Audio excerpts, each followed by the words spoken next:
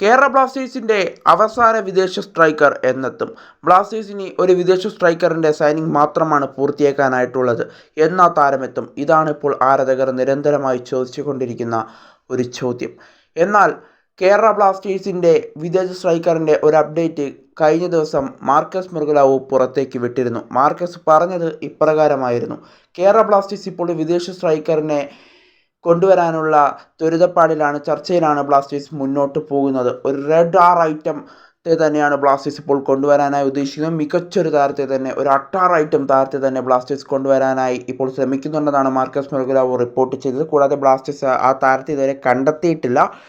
Transfer market അടയ്ക്കുന്നതിൻ്റെ അവസാന ഘട്ടത്തിൽ Blasters ആ താരത്തെ കണ്ടെത്തുമെന്നുള്ളതാണ് ഇപ്പോൾ മാർക്കസ് മെർഗലാവോ റിപ്പോർട്ട് ചെയ്യുന്നത്. അങ്ങനെയായിരുന്നു അൽവാരോ വാസ്കസിന് അടക്കമുള്ള താരങ്ങളെ ബ്ലാസ്റ്റേഴ്സിലേക്ക് കൊണ്ടുവന്നത്. അൽവാരോ വാസ്കസ് ബ്ലാസ്റ്റേഴ്സിന് വേണ്ടി 8 ഗോളുകളും 3 അസിസ്റ്റുകളുമാണ് ഒരു സീസണിൽ നേടിയെടുത്തിട്ടുണ്ടായിരുന്നത്. അന്ന് ട്രാൻസ്ഫർ മാർക്കറ്റ് അടയ്ക്കുന്നതിൻ്റെ അവസാന നിമിഷമാണ് അൽവാരോ വാസ്കസിനെ ബ്ലാസ്റ്റേഴ്സ് സ്വന്തമാക്കിയത്.